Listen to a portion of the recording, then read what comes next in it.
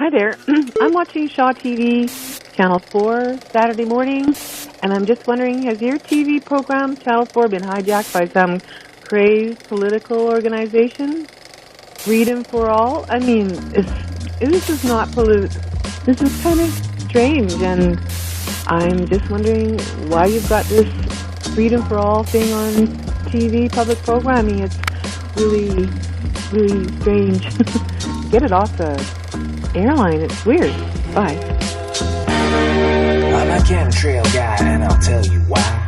Look up in the sky, white streaks flying by. Got the time lapse so I can capture the blast. Here's the proof for the confused noobs. You want a pair of puppets, it's up high in the sky. It's all water vapor, why would they lie? Little ice crystals hanging out cause it's dry.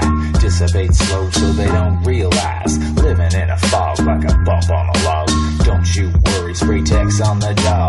Keep your mind closed, not loose on a tether. Which one you like, which proof is better? Dennis Kucinich made a mention. In-house resolution 2977. BC Weather Modification Act got repealed. Kevin Falcone didn't want to keep it real. Modification ain't getting old in Alberta. Seeing clouds you never heard of. The UN in Nagoya, Japan. In 2010, they say they put it to an end. What keeps us down in the mainstream mind? Social ridicule, it makes you blind. Tinfoil hat, pop's gonna get you. It's fear-based tactics trying to affect you. Keep your head down while the chem rains down. Speak your mind, you can expect frowns. A strain from planes, it's getting in your veins. Articulate, we're antennae widgets. Transhumanistic, bioelectric physics. I need some sunshine. Oh,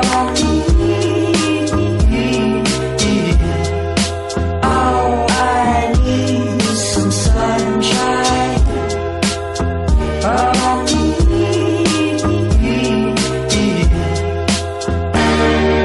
Clifford Carnicami's got it going on. Scientific research down to earth. Stop the paralysis, deductive analysis. Test tubes and microbes, information explodes. Fibers and samples, dying plants and animals. Biotechno robot, nano cannibals. Electro controllers, symbio parasites. Remote control robot, UAV flies. Implant the chips, pollinating our brains with an information drip that's so sick.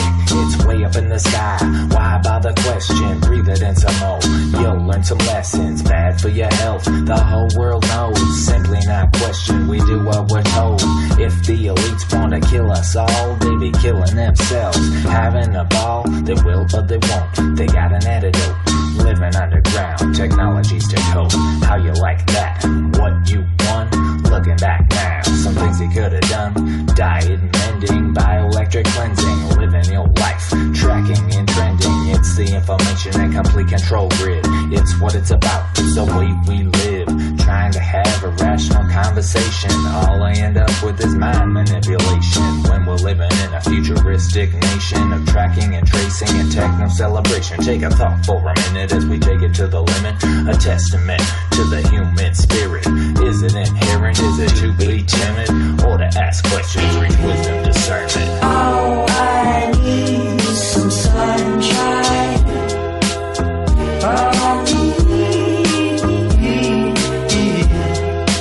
Oh, I need some sunshine.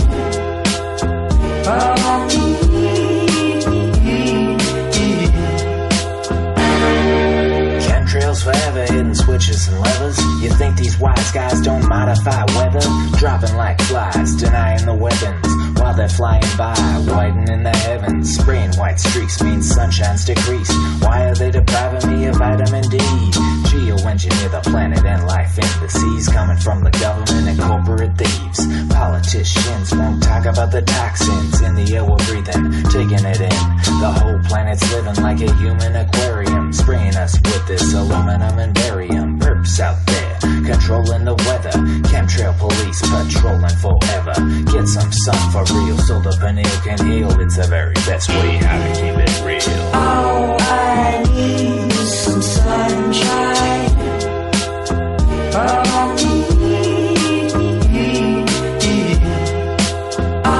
I need some sunshine. Oh,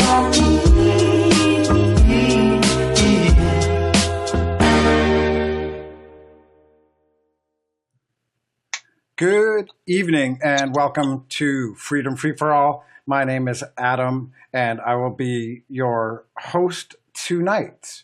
Thank you for joining me on YouTube and on DLive. And anything we talk about tonight, the links are, as always, in the description below. And I hope you enjoy the show tonight because we've got a new guest on the show, and I hope it's a little bit interesting to you from the aspect of it might get a little bit nerdy, might get a little bit technically intense. We're going to be talking about some technology and how it affects our lives, and actually a concept called the 4 laws of media. This was a concept created by Marshall McLuhan and Eric McLuhan. And tonight we have Andrew McLuhan on our show. So without further ado, I would like to Andrew, and thank you for being on the show with me tonight, Andrew. Thank you. It's great to be here tonight. I appreciate the opportunity to talk to you and everybody out there in internet land. In internet land, yeah. Thank you for coming on the show. I think a few months ago, I emailed you. I had seen you on YouTube, and you were sitting in a very large-looking library, and I think that you were talking about how you had to go through like the library and do some work there. But first of all, tell us a little bit about who you are and the McLuhan Institute. Sure, happy to. As you said, I'm Andrew McLuhan. My father was Eric McLuhan, whose father was Marshall McLuhan. Marshall McLuhan was an English prof at the University of Toronto for several decades, who came to some international prominence for the work he did on communication, culture, and technology. And my father worked with Marshall for the last 15 years or so of his life. And together they did many things, including this book called Laws of Media, the New Science, which is where we have this device called the tetrad, which is these 4 media laws. I started working with my dad a dozen or so years ago. He passed away 2 years ago now, unfortunately. But I started working with him, traveling with him because he was diabetic and needed somebody with him who understood his condition and how to help him if he got in trouble. And he did sometimes get in trouble. That was fun. Not really. Anyway, the first major project I did with him, for him was inventorying and documenting the library of Marshall McLuhan, and that was a library of around 6,000 volumes, an annotated library, which Marshall worked with very closely in his work. The authors of his books were somewhat like his collaborators, and he sort of used their ideas in his own work, their knowledge or not. Anyway, I sit here in what was my father's library, a similar kind of thing, an annotated working library for around 6,000 volumes. And as it happens, every Tuesday night, I'm in here documenting and inventorying it, which is why I'm here tonight. Actually, I'm working on a speech tonight, a seminar I'm leading on Friday on the medium is the message that I'm doing remotely for a university in India. So I'm not an academic. I'm a I'm a student of McLuhan work, but just because I got interested in it and grew up around it. I actually run a small business doing furniture upholstery. So I'm a craftsman. Cool. And I kind of do this in my spare time, although it's taking up more and more of my spare time. And that's just fine because I love it. It's fascinating stuff. Yeah, that's cool. I mean, I think the McLuhan name should be fairly recognizable by most Canadians, at the very least, just because he was, like you say, a fairly prominent Canadian. and especially in the communications world. And if you're not familiar, I would suggest becoming familiar, just because his work was fascinating in a lot of ways, just in the way that he broke down advertising. So if you care for nostalgia, you can go through, I believe it's The Mechanical Bride, which is a book, I think one of his earlier books, and it's like so many pictures of advertisements, 50, 60 years ago now. And yeah, more than that. It came out in 1951, The Mechanical Bride, The Folklore of Industrial Man. Mm-hmm. And it was, and nobody had done this sort of thing before, that is, look critically at advertisements and how they work. And what Marshall was doing was he was taking his background in literary criticism and applying it to advertising, which is something that it's a common thing now, looking at advertising and comics and stuff like that. But Marshall was one of the first people to look at pop culture, like advertising, critically, as if it were, not paying attention to the ads themselves, but to the effect that they had. Right, which is it was the original way to look at it then, and sorely that that skill sort of seems a little bit lacking, in the general public. It's still around academically, which is great, but we need it now more than ever.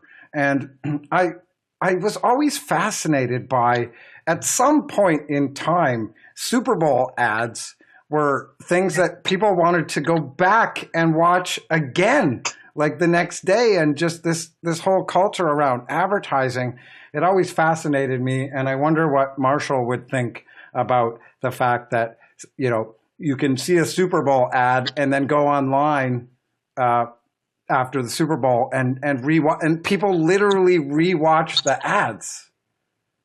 Yeah, well, I mean, you can't buy that kind of press, can you? It's it's a gold mine for advertisers. Marshall was really interested in advertising because he was interested in rhetoric, and rhetoric is the art of persuasion. Mm-hmm. Advertisers don't really care what you think about their ad or their product.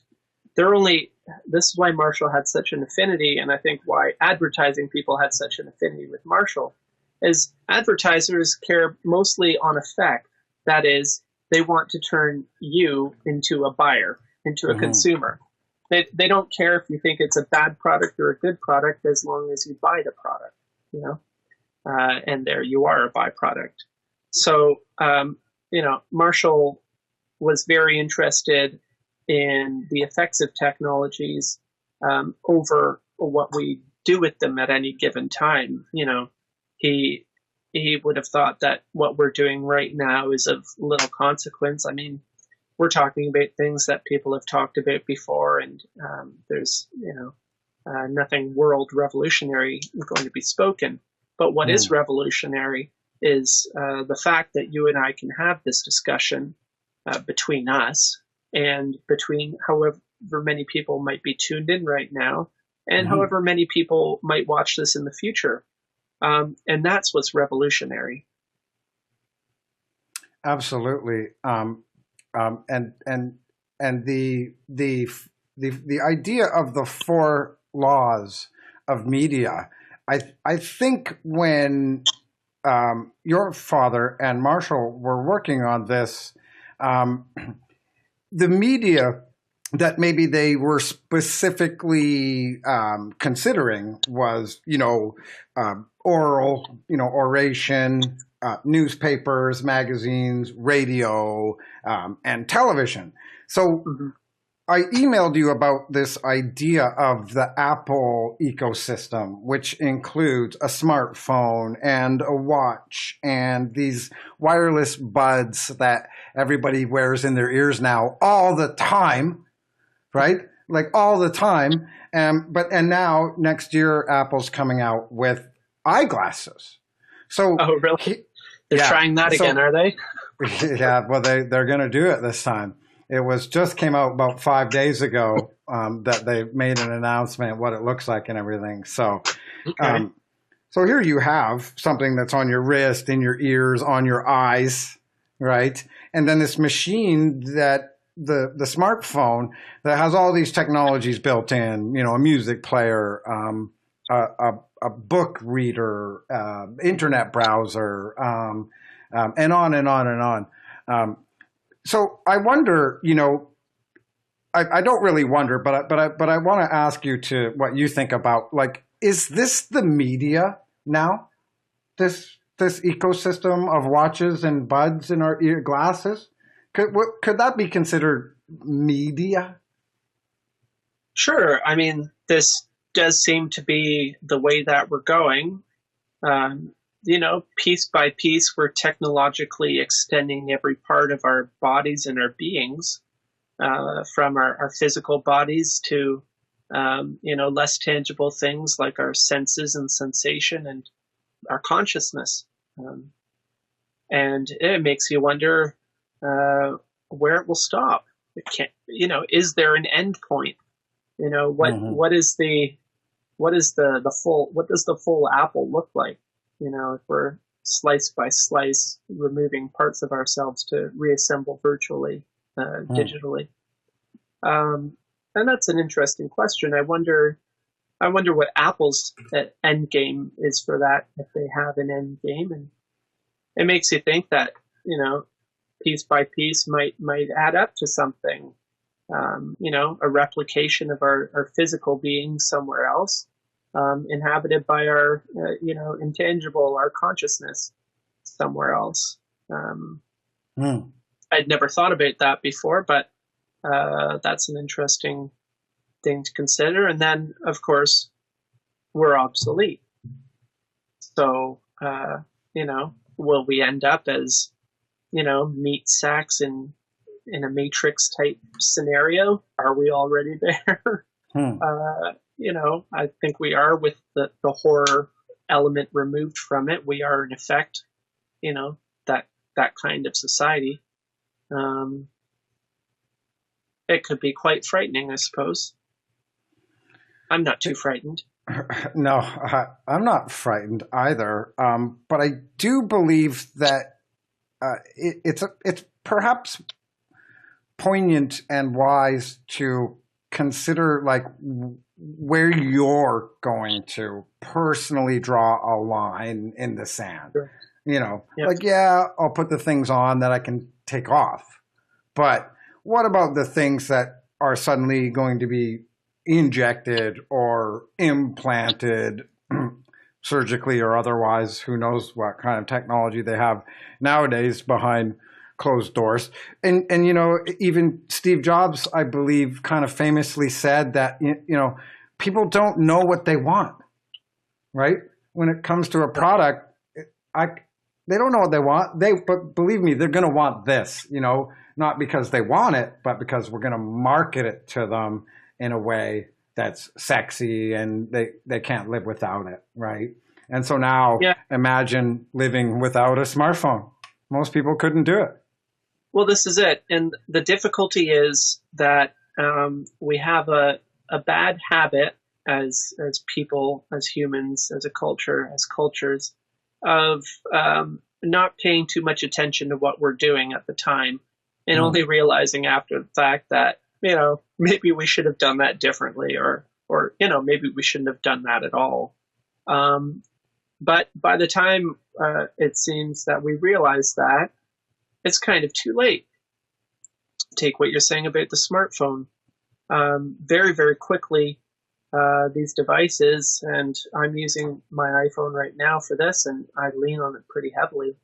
But very quickly, they've taken over so many things and become the center of our working and entertainment and social lives, to the point where it is really hard to imagine.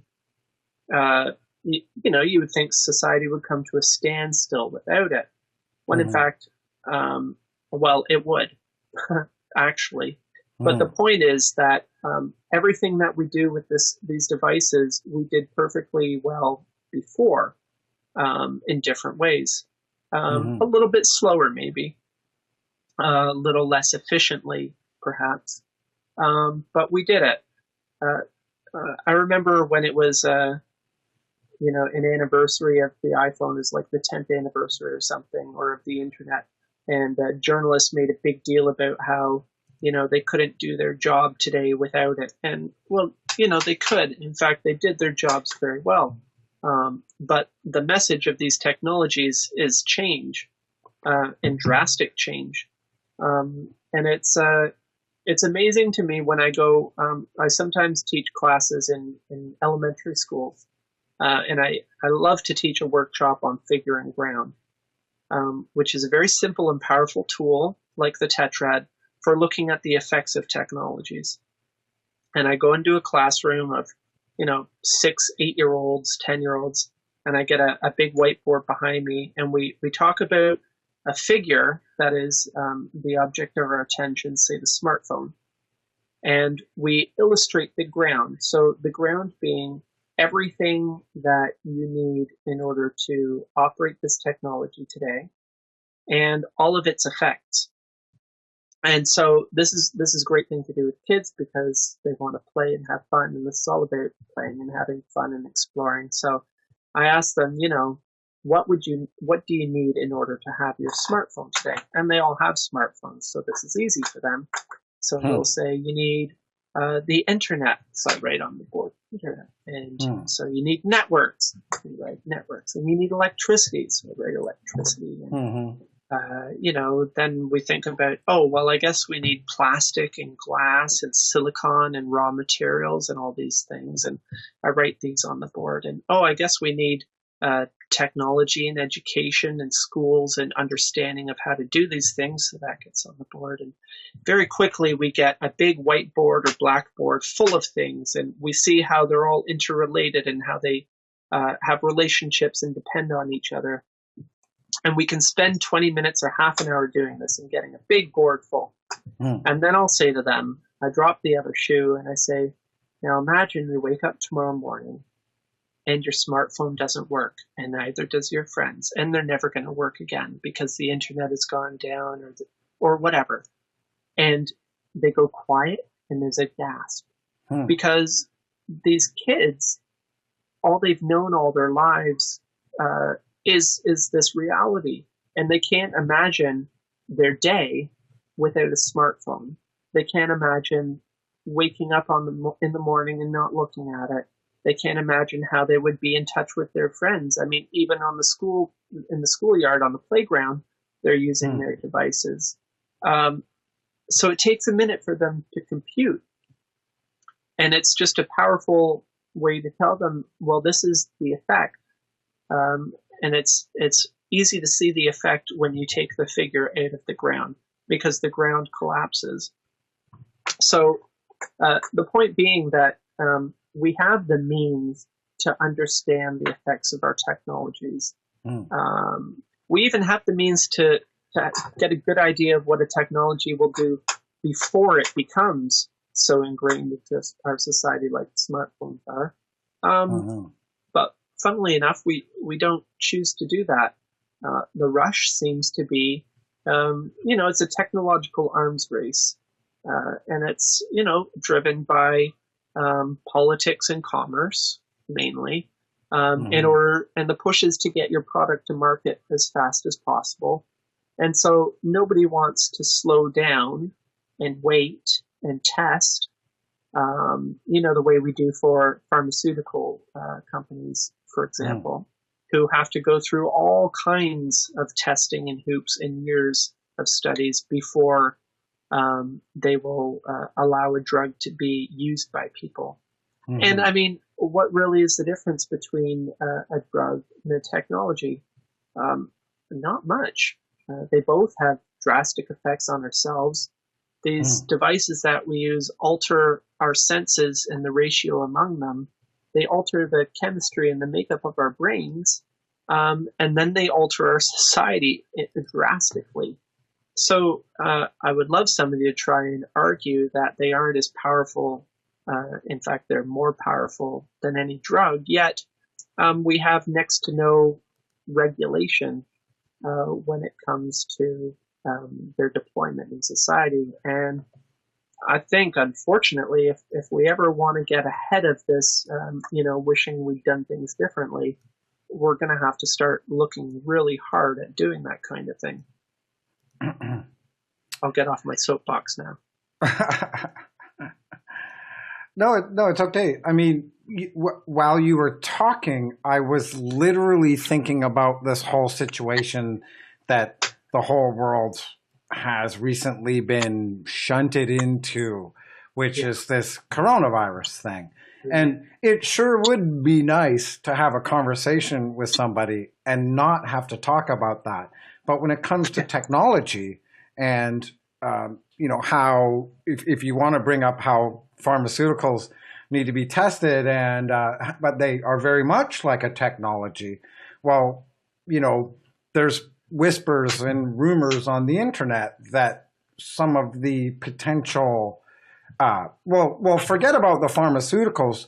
The contact tracing technology alone that they're bringing in because of this through the smartphones and the fact that it's location based and it can tell who's been next to who and whatnot.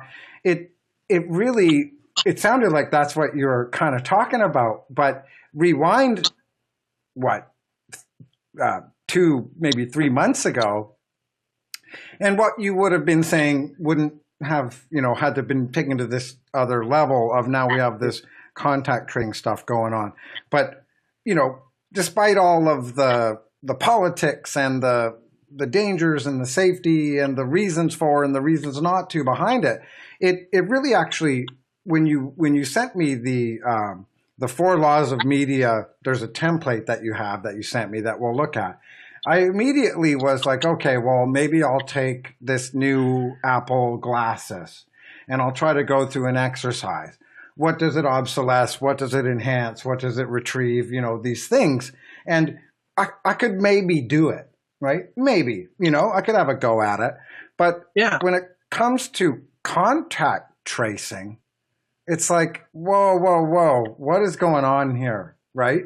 This is a technology that millions of people are choosing to employ, right or wrong, and it's going to have an effect on you, me, everybody, society as a whole, maybe forever, right? Like maybe it never goes away.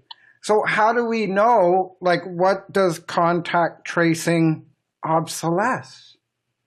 It's actually pretty frightening because I'm certain that it enhances, the government's data about each and every one of us. So all of a sudden, this technology that I'm carrying around with me, that I'm consuming, is no longer just enhancing certain things within me, but it's enhancing things within other quasi-transparent bodies of who knows where the data sharing's going. They even made some kind of deal where in the hospitals, the data that they get is globally shared now. And so that's nothing new. I mean, we gave up our rights to privacy when we put these things in our pockets. And anybody who thinks otherwise isn't thinking very clearly, because you can't have the one without the other. So, it's best to assume that you have no privacy, and then you won't be disappointed to learn that you don't, because it is just a fact of where we're at. But I'm not too familiar. Tell me a little bit about contact tracing. So Apple and Google have decided to work together to update their operating systems to allow third-party health authorities to then make an app. So, in Vancouver Island where I live, they would make one. I would or even in British Columbia, let's say, they would make an app I think there is one. I just haven't looked at it because I don't really care to. But it then determines, like, I can take a test and I can say I have a fever, for example. And then if I go out with my phone in my pocket, it knows who I'm next to. Oh, okay. Because it registers all the phones together. Yeah. And then it says, oh, Adam, you met Andrew on the 15th of May, Sure. and Andrew had a fever. So therefore, it tells me, oh, you should maybe check to see, because you might have COVID, and it just, it's insane. Yeah, But then the well, government gets this all is this something data. that can easily be looked at with the tetrad. What does that obsolesce? That obsolesces many things, including, your physician, for one thing, your family doctor, because you don't need to go see the doctor. The doctor doesn't need to record any data and make a report, because your device registers the biometric data, probably even if you don't input it yourself. I know the Apple Watches and things measure your heart rate and temperature and things like that. So there's no need for you even to put any data in. The data is there. And as we're talking about there is no privacy, you can assume that if the data is recorded, that the data is collected. And if the data is recorded and collected, and you're connected to the internet in any way, then that data is distributed. And if it's gone from outside of you, then say goodbye to it. It could be anywhere. It is very interesting that Apple and Google are working together, and that could be ominous. It doesn't really hint towards something, positive coming out of it. It just seems like I am a cynic, and I do tend to lean towards pessimism, I think, initially, but I'm pragmatic, right? You won't be disappointed. No, this every day is the best day of my life. We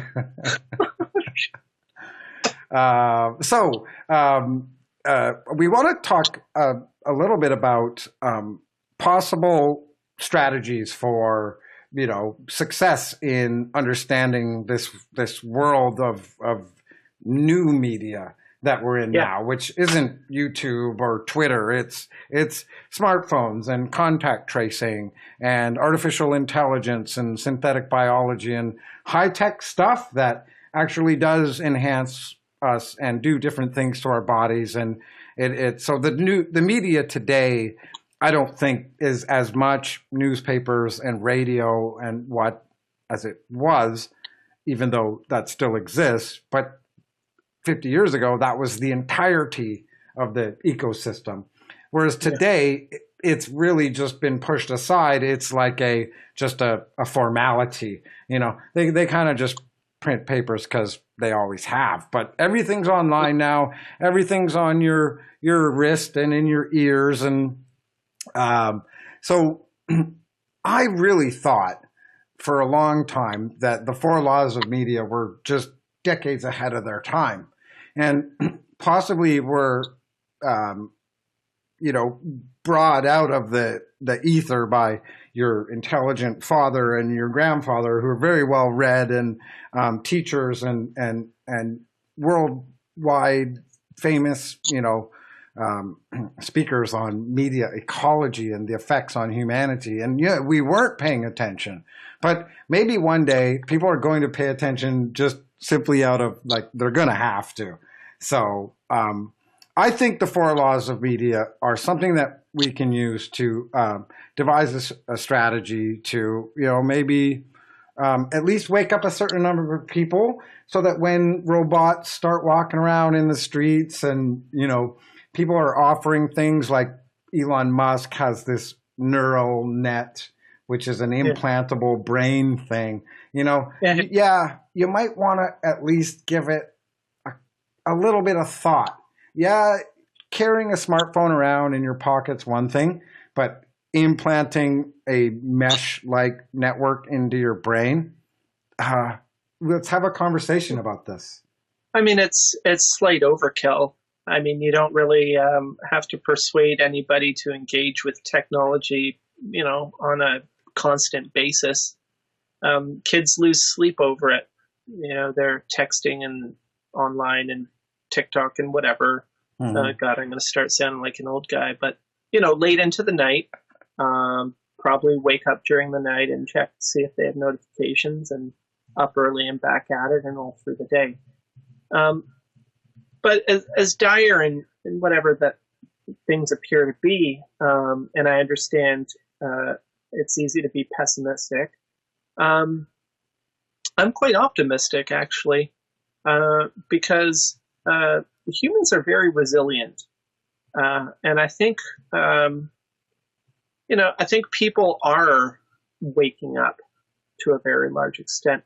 I'm encouraged a lot by how people seem to take for granted today something like the medium is the message. When Marshall McLuhan said it in 1958, when he suggested that it was the environment of services and disservices which affect psyche and society and our senses. As the effect of these devices creating an environment rather than the content that's revolutionizing in the world, people thought he was crazy. Mhm. And there's plenty of evidence for that. I've got here in our library and archives lots of articles and reviews, clippings from newspapers from back in the 60s, 70s, and 80s, of people talking about understanding media and what Marshall was saying, and saying this guy's crazy and it's a fad. And a couple decades later, we take for granted that technologies create these environments in which we shape our tools, and thereafter our tools shape us. And we understand this reciprocal relationship, and that it doesn't happen on the level of content, but it happens by the very nature of the use of technology in society. So to me, that's encouraging, because it shows that we're making progress. Maybe it's really slow.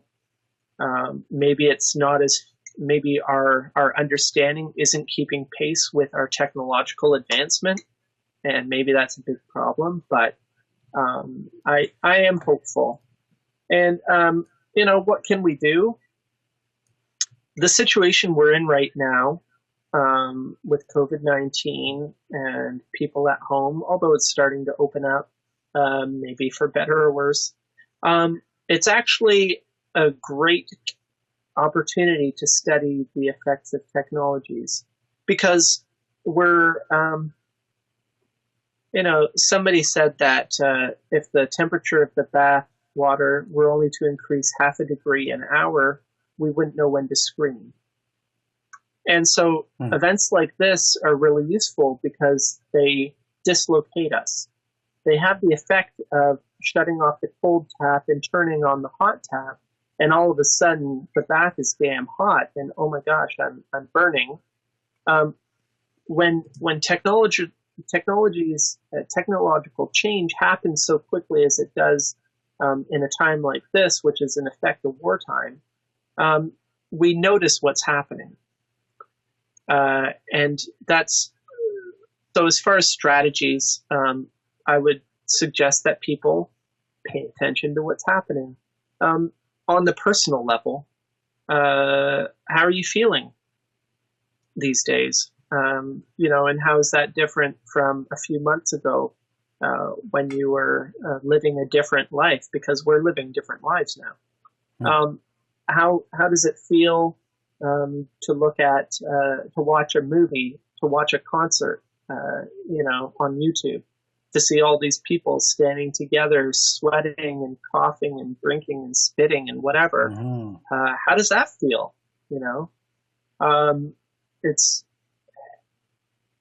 I've seen a lot of articles about talking about how people's anxieties are going through the roof, and saying that it's a result of isolation. And I don't think it is so much a result of isolation as a result of,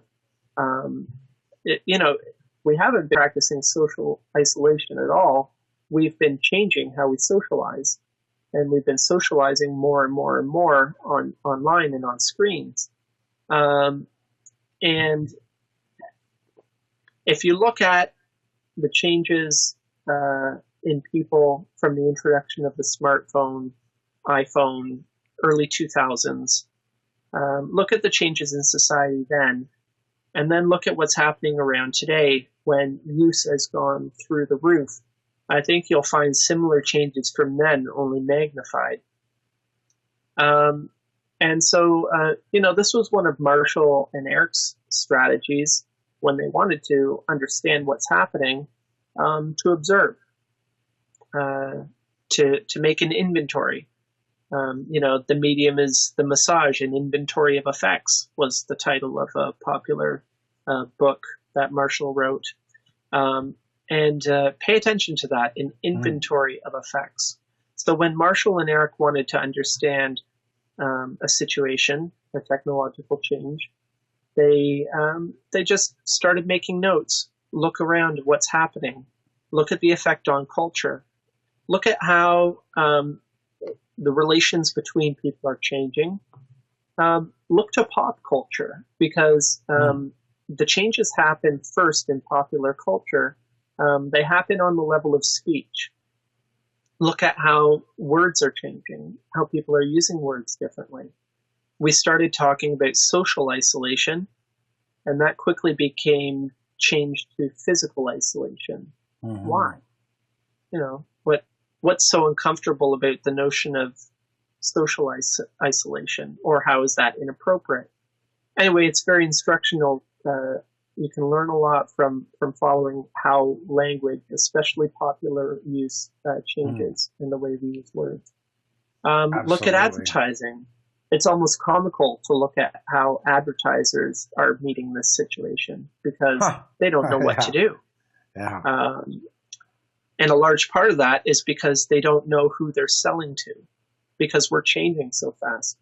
Today's consumer is very different from the consumer of, October, November, December 2019. Right. Literally 4 we're months different ago. people. And so you're going to have to talk to us and treat us differently. And if you want to buy us something, you're going to have to understand us. So that's another reason to look to advertising, because some of the smartest people in our world are in the advertising industry. And they, like I said, they're interested in effect. So they're interested in understanding people. And if you can work a little bit backwards, if you try and step back and ask yourself, who is this ad directed toward? Who is that person? What makes them tick? Then you understand where we're at. And this observational thing comes back to what we're going to get into with Edgar Allan Poe and his story of the sailor, because the sailor escaped his situation by, he freaked out for a minute, but then he stepped back and he thought, well, what's going on here? And he notices that, there are certain objects that are able to escape this vortex. And Marshall loved this metaphor, and this comes back to optimism, because it's hope, and it's hope that by paying attention to what's happening, by seeking to understand it, well, we can find a way out. Yeah, that's amazing about what you said about reverse engineering the advertisements, because then you can understand who the people are that they're advertising to. So that's a great way to. Well, this is literary criticism. And Marshall was trained in Cambridge, at Cambridge University, by some people. F.R. Leavis was one of them, who started this type of literary criticism called practical criticism. And what practical criticism did was it looked at the effect of a piece of literature. It didn't look at, is this a good poem or a bad poem? It looked at, what is this poem doing? Who's the intended audience of this poem? What effect is the author, the poet, looking to achieve? Well, Marshall took these things and applied them to technology and to popular culture. It's basically a straight one-to-one translation. It's a brilliant move, but that was his method. And he found a hero in Edgar Allan Poe, because Edgar Allan Poe is credited with inventing the detective novel as we know it. Mm-hmm. And Poe had a character named Dupin, I think was his name. The detective novel, you start with the effect and you work back to the cause. And this is that reverse engineering. The novel opens with a dead body, the corpus delicti. And the detective spends the novel, the book, trying to figure out how that body got there, what caused that. And that's what Marshall did. He made an inventory of effects, and he worked back to their probable causes. And he found that the cause was not as simple as a smartphone, but it was an environment that was created by these technologies. And that another name for that is formal cause. Mm-hmm. Yeah. I've been a longtime fan of Edgar Allan Poe myself, just because less from a literary sense, but more from the fact that I just always loved Gothic horror and, so I'm a big fan of Poe. And so what Andrew's alluding to there is a clip we're going to play right now, which comes from a documentary called McLuhan's Wake. I'll just show you briefly on IMDb. There's the listing for it. It's called McLuhan's Wake. Came out in 2002. And it is actually one of my all-time favorite documentaries. I just love it because I'm fascinated in language and materialism, advertising, how tools can enhance us. And it goes through all this stuff where it's like, there's a rifle and glasses and, cigarette in the wind and then the alphabet and, and of course it talks a lot about Marshall McLuhan and has some really cool, video clips of Marshall. And it's just, it's an amazing documentary. So let's air this clip. It's 5 minutes. So we'll be back in 5 minutes, but everybody in the chat, thanks for being there. I see you, CC and Organic Mechanic and Boojangles and Debbie and Advanced Settings and everybody else is in there. Thanks for being here tonight and watch this clip. I think you're going to love it. And Andrew's laughing because this is getting even more enhancing ourselves with No, I love the handles. Is there actually somebody called Advanced Settings in the chat? Advanced Settings is in the chat, yes. That's great. Yeah, so go get a glass of water or some popcorn or a beer or go to the washroom or do whatever. It's 5 minutes, but watch this clip. It's an amazing animation. And when we come back, maybe Andrew will share some stories about this documentary and this particular clip. So we will be back in 5 minutes. See you in 5.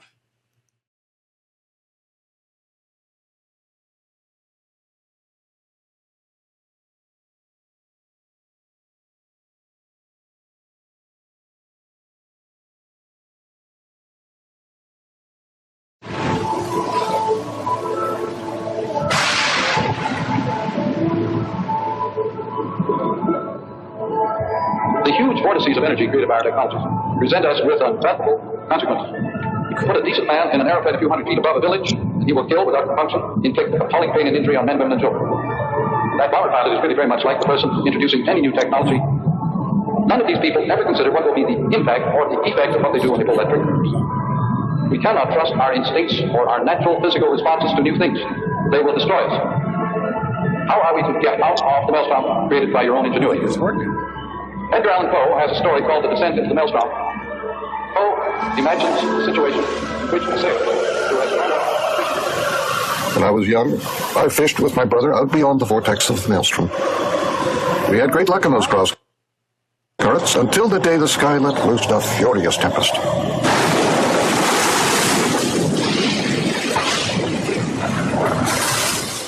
The heaving sea swallowed my brother.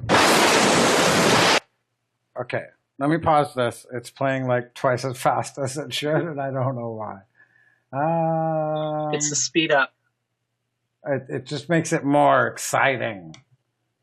There should be a way to playback speed. How about normal? Thanks.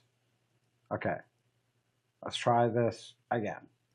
We're going from the beginning. Now, the dream cars of tomorrow.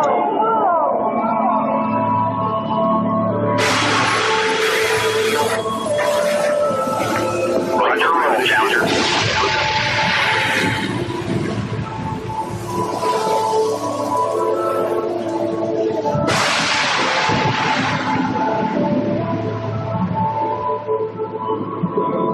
Okay, now I'm up and up.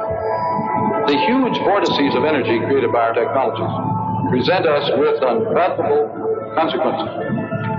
Put a decent man in an aeroplane a few hundred feet above a village, and he will kill without compunction, inflict appalling pain and injury on men, women, and children. That bomber pilot is really very much like the person introducing any new technology.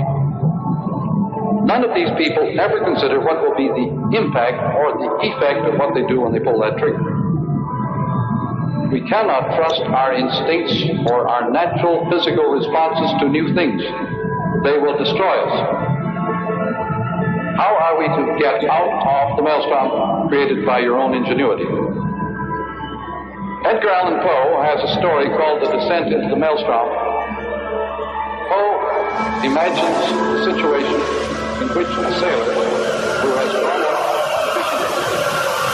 When I was young, I fished with my brother out beyond the vortex of the maelstrom. We had great luck in those cross currents until the day the sky let loose a furious tempest.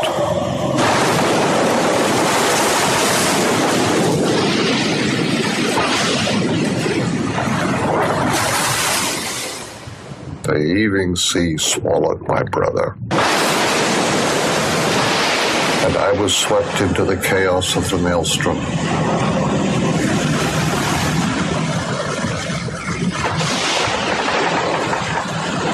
I could only await my eventual plunge into the abyss. With all hope lost, I found myself idly studying the action of the vortex.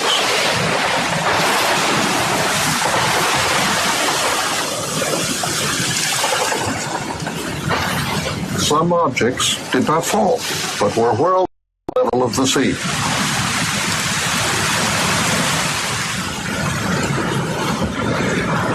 Therein lay my salvation.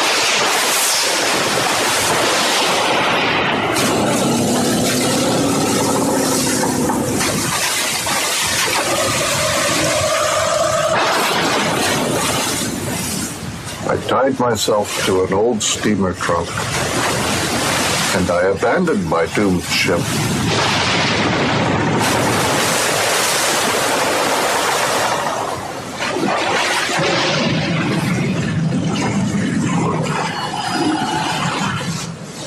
Thus did I free myself from oblivion.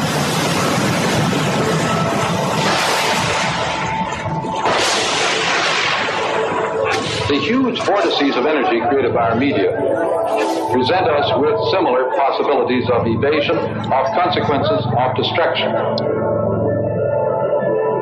By studying the pattern of the effects of this huge vortex of energy in which we're involved, it may be possible to program a strategy of evasion and survival. Marshall McLuhan did learn how to survive the vortex, and he wound up just like Poe's sailor.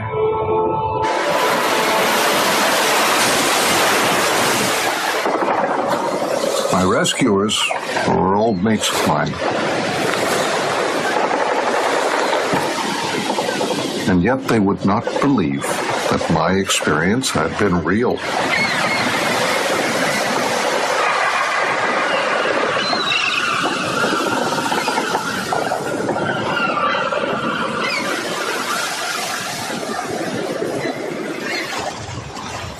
McLuhan called his discovery the laws of media.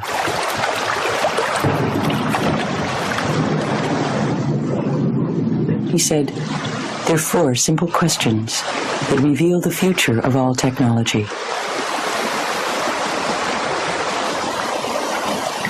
But nobody took him seriously.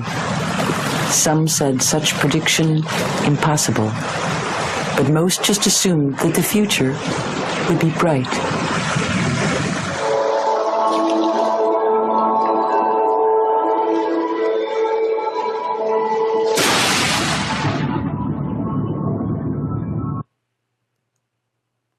Okay, so that was the clip from McLuhan's Wake.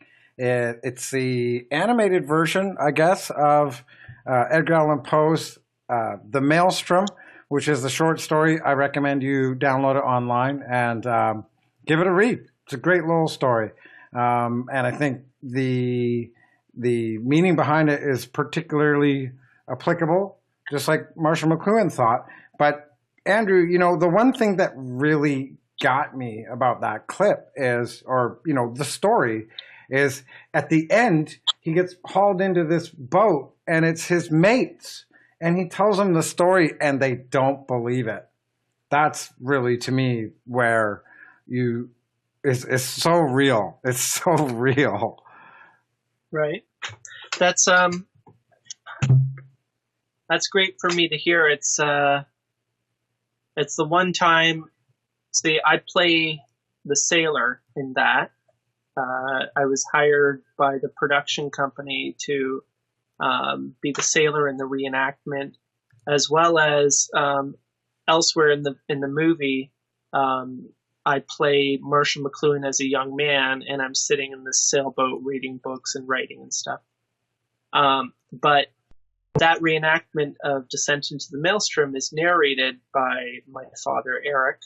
I'm playing the sailor, and then you have Marshall also reading. So it's our 3 generations all in one thing, and that's the only time that's ever really happened, and that's pretty cool to me. Plus, the overall movie is narrated by Laurie Anderson, which is pretty cool.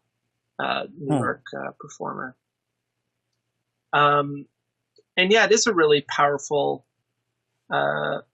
story. And it's a hopeful story, which, I mean, people talk about, a lot of people like to dismiss Marshall McLuhan as a technological determinist. But, you know, it's simply not true. He speaks so many places about how he believes that essentially we got ourselves into this mess and we can get ourselves out of it if we pay attention and if we're willing to do the hard things. You know, that sailor, to extend the metaphor, had to strap himself to a chest and throw himself into the vortex if he was going to escape. You know, nobody said this was going to be easy. Of course, you know, Marshall took a lot of metaphors seriously, and a lot of his work is based on extending metaphors, like Poe's Descent into the Maelstrom, and it served him very well. I mean, he discovered, and he and Eric report in Laws of Media that you know, all our technologies are metaphors for our own being. You know, they're extensions of ourselves. And as metaphors, they have a linguistic structure.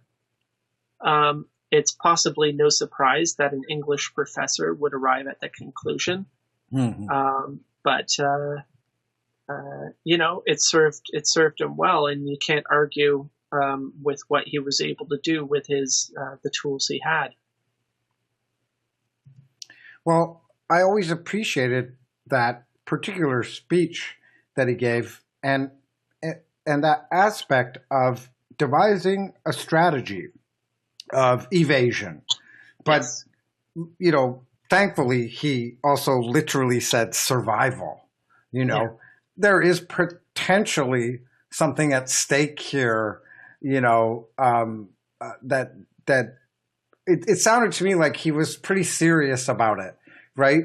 They weren't just coming up with these media that nobody else had ever come up with, that most of humanity doesn't apply or even know about. Like you said, we tend to rush into these technologies, and then later we consider whether it was a good idea or bad, or maybe we shouldn't have done it at all. But you know, he sounded like he was pretty concerned, and there was a motivation, a motive behind this creation of these laws. He was very concerned. He said, you know, I don't choose to just sit back and let the juggernaut roll over me. You know, I want to understand the nature of these things so that I know where to turn off the buttons. And that was in response to an interviewer who had asked him, you know, if he could have chosen any time period to live in, what would he choose? And he said, I'd be happy to live in any period of time when we were willing to just leave things alone for a little while. He was, you know, he said, I'm resolutely opposed to all innovation, all change. And he was. You know, people get caught up in Marshall McLuhan, the scholar, the teacher, the professor, the prophet, the guru. But he was a man. He was a human. He was a father. He was a grandfather. He was a person. And he just wanted to enjoy life. He came into the study of technologies accidentally, you know. He loved English literature. So, you know, that's what he loved doing, but he got on a trail and he stuck with it. And thankfully he did. So he was constantly trying to understand the nature of technology, and not just understand it, but try and figure out how we might get ahead of the effects. So he was always looking for tools. And that's when he and Eric set out to discover these laws of media. And if you don't know the story, what actually happened was Marshall McLuhan had written Understanding Media, The Extensions of Man in 1964. And around 1970, 72, the publisher came to him and said, we're coming up to 10th anniversary. We should do a 10th anniversary edition, maybe a new preface, you know, new introduction, that sort of thing. And Marshall said, great. Eric lays this out in the introduction to Laws of Media, the New Science, how Marshall thought this would be a good idea to address some of the criticisms that Understanding Media had faced. And one of the big criticisms he faced with that book was that it wasn't scientific. That, you know, it's fine for you to say all these things, Marshall, but it ain't science, you know. And that got him thinking, okay, well, what is a scientific statement? You know, we have laws of motion and physics and energy.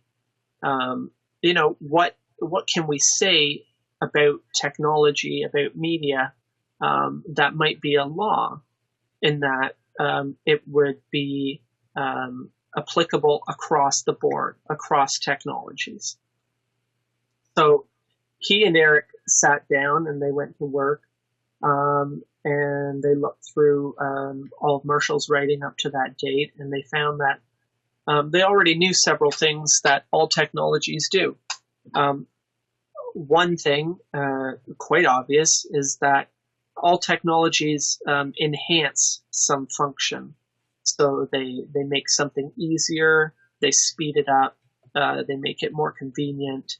The smartphone makes it easier for us to talk this way. The automobile makes it faster and easier for me to travel to Toronto from here in Prince Edward County. So all technologies across the board, all human innovations do this without exception. Another thing they found, and a complement to the enhancement, is that every new technology obsolesces or takes over from or pushes into the background another technology. So we use the new tool to do the old tool's job. In the case of the car, again, the car took over from the horse and carriage. To an extent, it took over from trains and other modes of travel. It obsolesced these things, and that doesn't mean that the train disappeared. And this is an important point, that obsolescence isn't a death, but it's a rebirth. So that the thing which has been obsolesced is rediscovered in a new role, often as an art form. So horse riding became a leisure activity and something that was done in the fair and, equestrian and dressage and all that sort of thing. They looked around a bit more and they discovered, now I'm going to get the order wrong, but another one of the laws that they discovered was retrieval. And that is that every new technology seems to bring back an older technology. And the last one that they discovered was that of reversal. And this is a really interesting one, that when you take any technology and you push it to extremes, it tends to flip or reverse its characteristics. So that in the case of the car, the automobile, when it enhanced the speed of travel and convenience, when you get too many cars on the road, you slow down travel and it becomes inconvenient and you get a traffic jam. And that is the reversal that they're talking about, which isn't necessarily, night becomes day, but it becomes, the effect switches around. So they came up with these 4 things after just a couple weeks. And they thought, great, we've got 4, let's keep going. And they were looking for a 5th and a 6th and a 7th. They figured there would be more. And in fact, my father was looking, always looking for a new law of media. But the criteria is very strict, and that's it has to fit every technology. So it has to be applicable to this water bottle, and it has to be applicable to my wristwatch, and it has to be applicable to hip hop or any other innovation, human innovation. And they simply couldn't find another. They found, this is not to say that every technology does just 4 things, because that's obviously not true. But every technology does these 4 things, and that is demonstrable. And that is quite a profound thing, and it's really hasn't gotten the attention I think it deserves. It's fairly revolutionary, and philosophers like Graham Harman have commented that it's probably one of the most overlooked developments in philosophy in the 20th century, is this tetrad of media laws. I mean, imagine if, E equals MC squared didn't catch on, it's crazy, right? There are probably very good psychological reasons why we have a hard time accepting that there could be laws of innovation. For one thing, if we know that technologies are going to have these effects, we kind of have to take responsibility for them. And it's much easier to say, oh, well, we didn't see that coming. It also to get back to our earlier points of conversation relating pharmaceutical companies to technology companies, there's no profit margin in delaying technological advance. You know, the race is to get your product to market before the other guy does. It's very hard to imagine you could get Apple to delay the release of their glasses in order to conduct serious testing on them. But be optimistic again, we can do it. Early in the 20th century, the United States passed a Food and Drug Safety Act, which required manufacturers to ensure that their products were safe and not harmful, and that they did what they said they were going to do.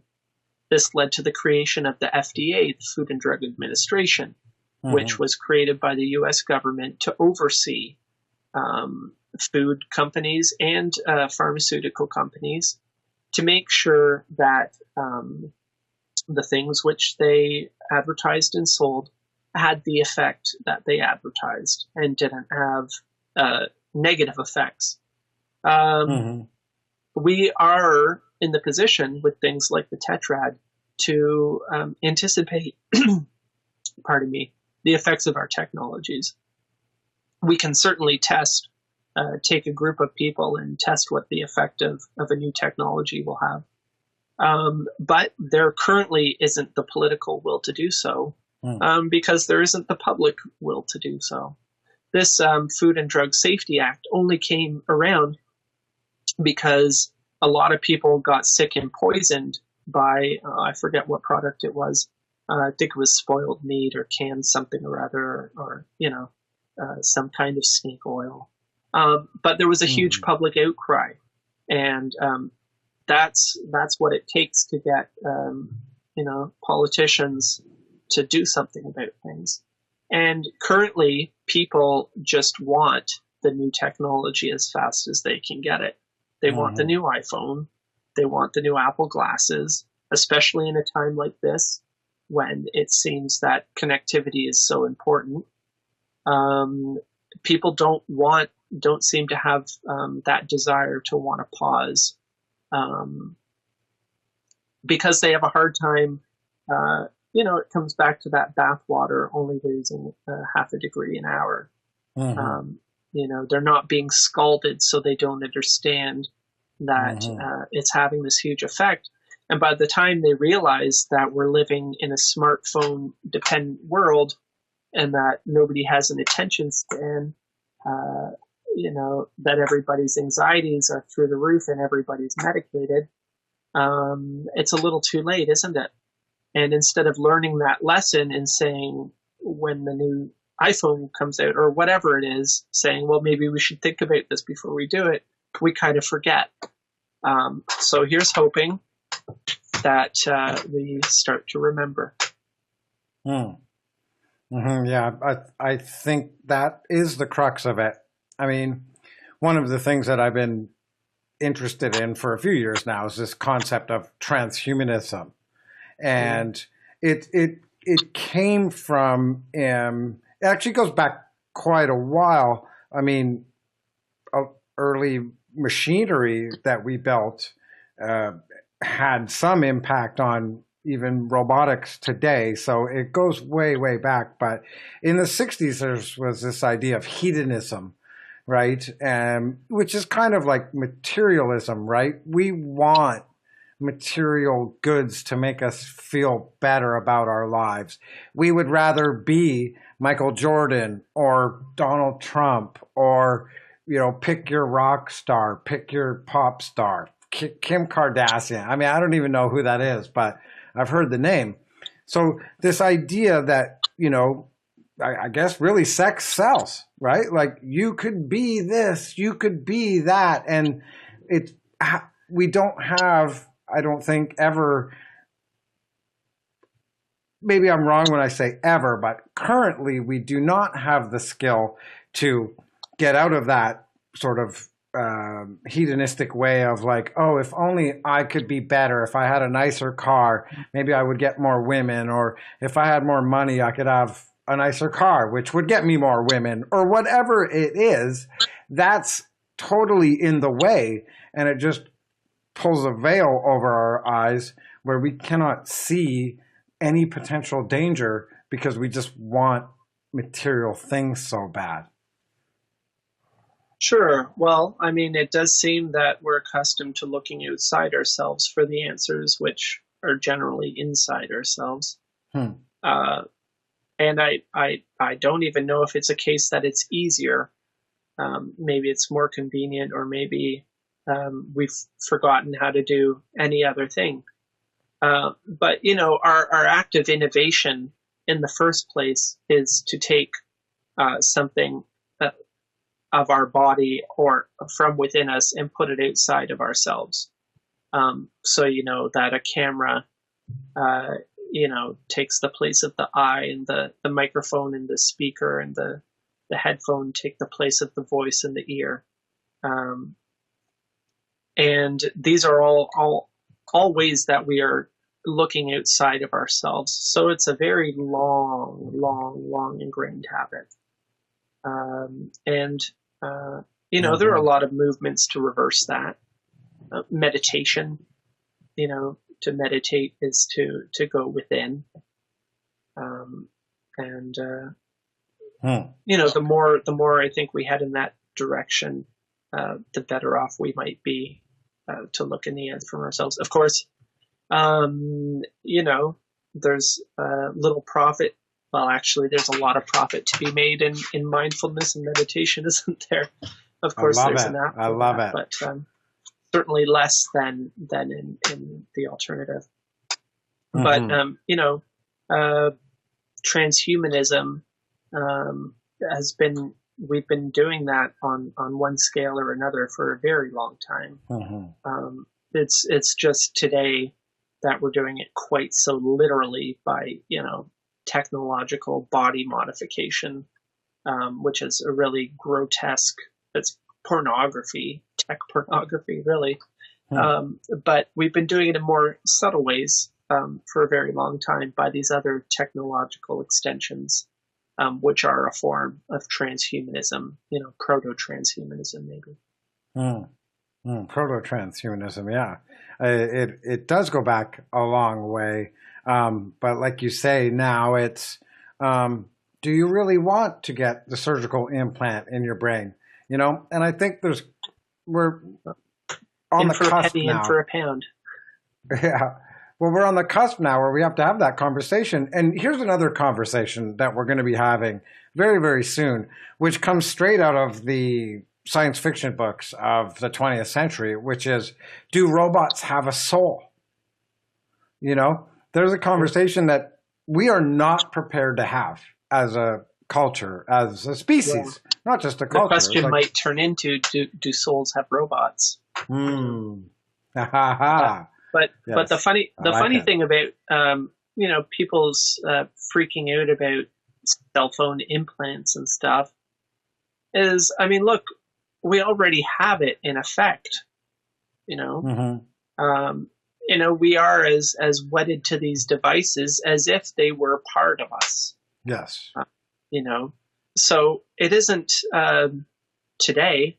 It's not a huge leap to go from holding this thing in your hand or carrying it in your pocket to putting it on your wrist to, well, why take it on and off when it can just be there all the time and you don't have to worry about it? It's the sake of convenience. Now, talk about this 50 years ago, and it's quite a different thing, but you can understand why people aren't so horrified by it today, because we are already there in effect. To get an implant is just to cut out the middleman.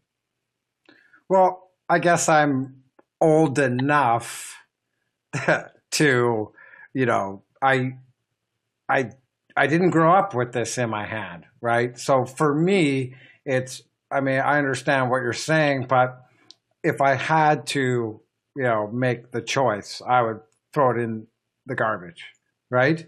Hey, don't get me wrong. Hard pass over here. No thanks. You know, look, I'm not gonna lie either. I lean heavily on my smartphone, and Me too. I'm able to do a lot of the things that I'm doing, including this conversation we're having right now, because of my iPhone. That said, I'd rather not have it.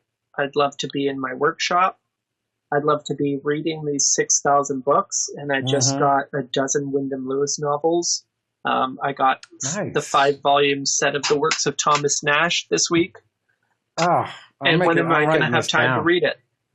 Lyndon Lewis. My iPhone seems to take some joy in telling me how many hours a day I spend on it. Oh, I know, right? And it's this kind of cringy, daily, weekly report. You're up, 2 hours a day from last week, or you're down 30 minutes from last week. And it's every time I die a little bit. And, maybe my dad or granddad roll over in their grave a little bit.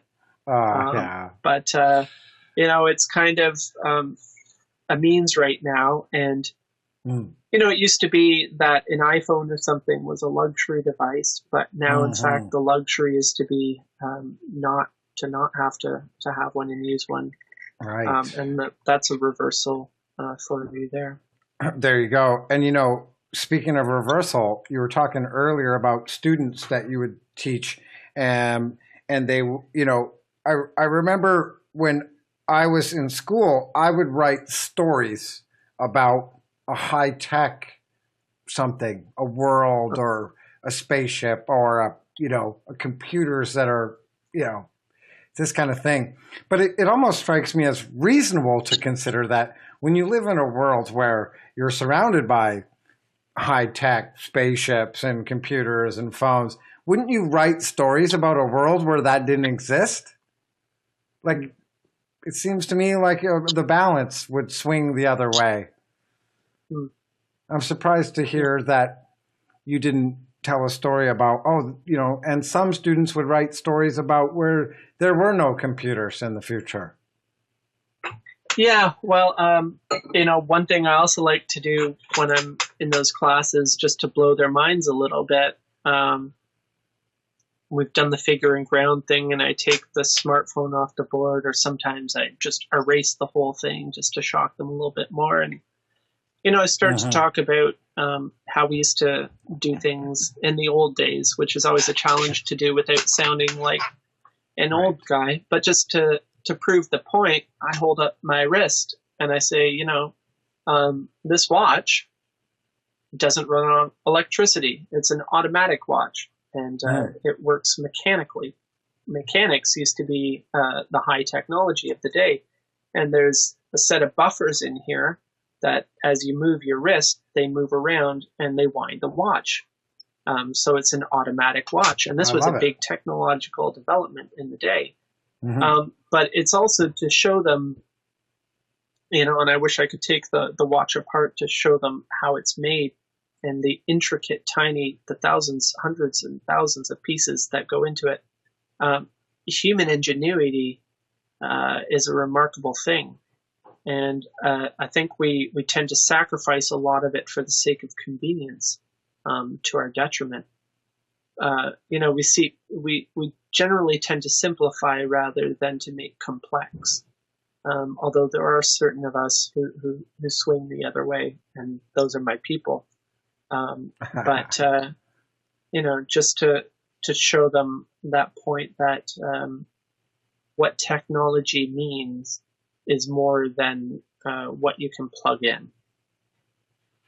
I love it. Yeah, we've got some mechanics in the chat. I know for sure because I've met them personally, and I also have a deep passion for old cars that just run mechanically, and there's no computers in them, and there's no beeping noises when you get in, or your seatbelt isn't on, and so you just it's just mechanical, right? You can smell the oil when you get into that front seat, and it has a In the whole world different once. feel and a world for it. And imagine going back another step where when I get on top of my horse, I love the smell of the dirt and the sweat and the flies that come around. There's that too, but I think that's a great example. I mean, is that a kinetic watch? Like, is it kinetic? I don't know. They call it automatic. Okay. It's Interesting. I don't know how old they are, but it's from the 60s, and like I say, there are these buffers inside that are kind of oblong, and when you move, they swing around, and as they swing around, they wind the watch. Oh, that's never heard of that actually. That's Oh, no? super cool. Yeah, it's pretty cool. Oh. This actually was Marshall's watch, which Okay. my dad inherited, and then I inherited. Beautiful. So I wear it when I'm doing things like this. They're very much present in these books and all these crazy artifacts in here, but to take them with me, it's my Thank you portable for sharing that. ancestor shrine. Oh, it's okay. Thank you for sharing but I'm that. totally hands-on guy too. Like I said, I run a small business doing furniture upholstery, Mm-hmm. and I like to get into things and see how they're built and take them apart, and the immense satisfaction there is in bringing something back to life, and not only bringing it back, but making it better than it was before. Amazing. Yeah, that's amazing. There's a metaphor in there for. There is a metaphor in there because the world has changed, right? Despite our existence and our simple lives, or maybe they're complex, we just woke up one day. I don't know if you're like me. We just kind of woke up, and all of a sudden the world has changed.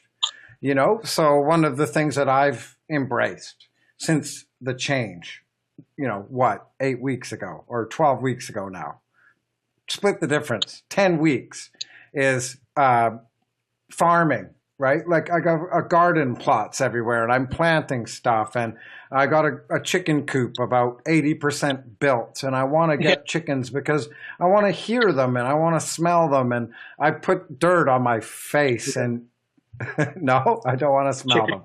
Chickens are pretty nasty. They can smell for sure. Yeah. But people I know are like, oh, chicken manure is great for fertilizer, and it just goes on and on. And there's a blacksmith locally that I know who works here. He rents some of my space on my property, and he just comes to work and likes to hammer on things all day. And to me, I get it. Yeah, it's fascinating. Where are you? You're Vancouver Island? Vancouver Island, yeah. Sweet. Victoria? Victoria, yes. Okay. Mm-hmm. Well, I get it. I'm here in rural southern Ontario on a former farm. This is a 2-story former sheep or pig barn. Next door is a 3-story. It used to have cattle and hay upstairs, and now it has my workshop in the basement. Mm-hmm. And yeah, the same thing's happening here. Everybody is, suddenly a farmer and a gardener and building a chicken coop in the backyard, and it's a renaissance. And like I said, this is such a great opportunity because, as you said, you woke up 8 or 10 weeks ago, and that's because the change is so jarring that it's not that often that we realize we're in the middle of such huge change. And I wrote an article about the COVID-19 situation as world war because it's a period like this is a period of intense technological change and innovation. As it happens, we're facing a biological threat of this virus instead of, a human enemy. Or I guess the humans are the carriers, so it is kind of a human enemy. Anyway, the effect is that of a world war in that we're forced to innovate and to change how we do things in response to a threat or a changed circumstance. And the reason why it's like a wartime is that the need and the urgency to change the way we do things and to develop new ways of doing things. And there's both opportunity and danger in this. The opportunity is that, we can find new ways to meet everyday situations, to overcome things, to work together, to find solutions. The danger is that we might not pause to consider what we're doing.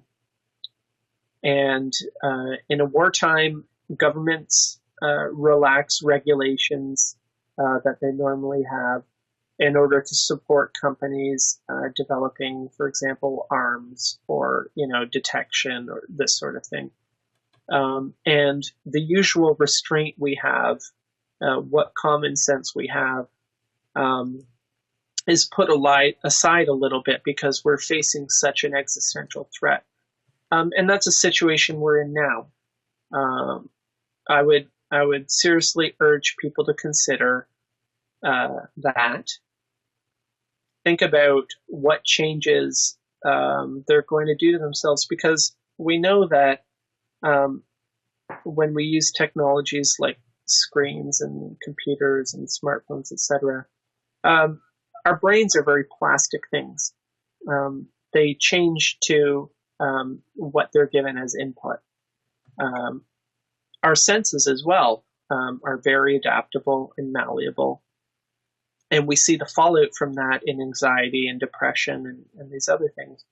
But such a huge change and increase in screen time and things like this is going to have a very big and real impact in our individual sensory lives, and even the actual physical and chemical makeup of our brains.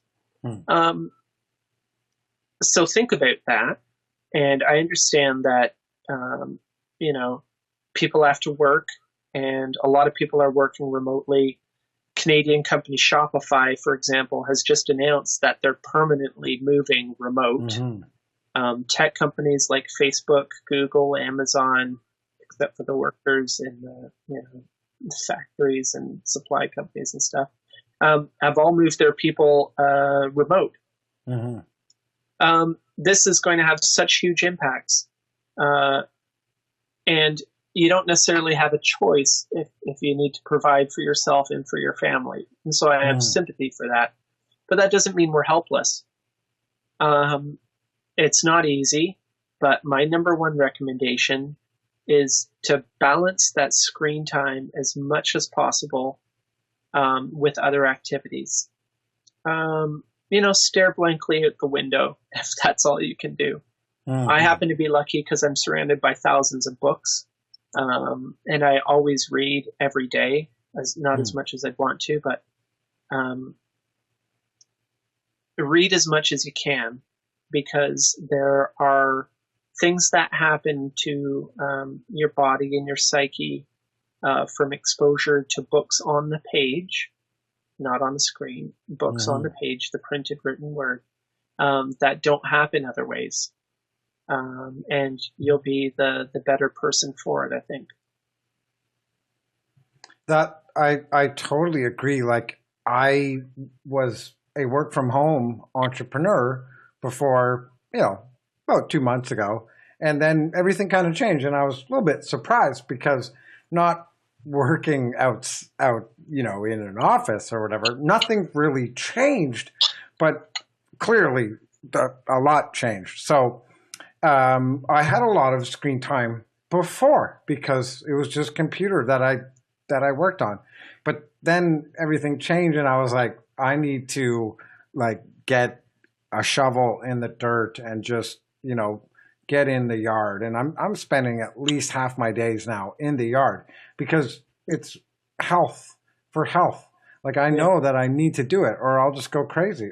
Or no, it's not going crazy. It's physical detriments, right, that I will experience. So, I'm more acutely aware of it than I think most people, but definitely people that worked in an office where they would walk around and talk to people during the day, and then now they're at home on a screen. It must be a profound effect that's happening on them. And there's millions of these people, millions. Yeah. It's going to be. We're not going to know the fallout from this. It's going to have a very lasting impact. I think that much is obvious, but people, I don't think people are prepared for the impact of all these changes. It's going to be radical. Absolutely. And speaking of time and stuff, Yes. kind of have to wind things up a little bit. We can wind it down like a watch, but I was just about to thank you.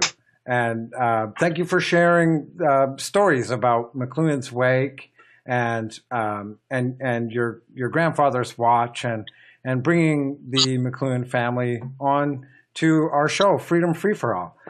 It's an honor for me because I've been reading your grandfather's books for 20 years since I started. When I found out about Marshall, I was only 20 years old myself. So, and of course, the 4 laws of media really had a profound and meaningful effect. And I think we should continue to bring them back and use them as tools now as we approach even more intense technological change that's happening faster and more profoundly than I would have ever have guessed myself, being a science fiction lover and a pessimist and all that stuff. So thank you, Andrew, for being on the show. I really appreciate it. Well, thank you. It's great to talk to you. Sorry I did all the talking. If people want to learn more, of course, there are lots of books out there by Marshall and Eric McLuhan. For the McLuhan Institute, if you go to themcluhaninstitute.com, there are links to my YouTube page where I have a lot of videos and I do new stuff every week. Also my medium.com and Instagram and Facebook. And I have a Patreon page where people can help support the work that I do here, patreon.com/McLuhan. So thank you very much. And people stay safe out there and be good to each other. Thank you again. And hey, I hope, maybe in a few months, technology might just change to a point where I think we should have you back on, because we didn't talk about what we wanted to talk about, 3 or 4 months ago when we first chatted. But I think there's reasonable, reasons why that's okay. So thank you so Keep much. in touch. Yeah, there's definitely. And thank you for sending me all of the very cool files. And we'll be in touch again. Thank you again, Andrew McLuhan. It is an honor. Cheers, my friend. Take care. All right. Bye for now. Okay, so thanks everybody in the chat for watching the show. Andrew McLuhan, one of the McLuhans with a very famous Canadian name, amazing insights, 6,000 books that he has to read through. So I hope he will come on our show again. Thanks, Boo and Al and CC and Loretta for being in the chat. Really appreciate you guys. I see Sky Layla was in there, and I know Organic Mechanic peeped in and made himself known. So, and thanks everybody else. Thanks on DLive. Max Revolt's probably just rocking it on DLive. So cheers, everybody. That was a pleasure for me. I always wanted to share that Edgar Allan Poe animation with y'all. I hope you enjoy it. Get your hands on McLuhan's Wake and watch it. And let's revive the 4 laws of media and apply them to things like transhumanism and contact tracing and devise a strategy of evasion and indeed survival. So thanks again, everybody. And we will see you next week. I'm going to try to get Tim Ball on again because last week didn't pan out as well as I had hoped. And he's got a lot to talk about. More articles are coming in. So, see you next Tuesday. Oh, and I might do a show on Friday night. And if I do, it's going to be like adult. So You're going to want to see it. Thanks, everybody. See you next week. Hit like, hit the thumbs up, share, subscribe, go on DLive, join our Telegram. Bye, everybody.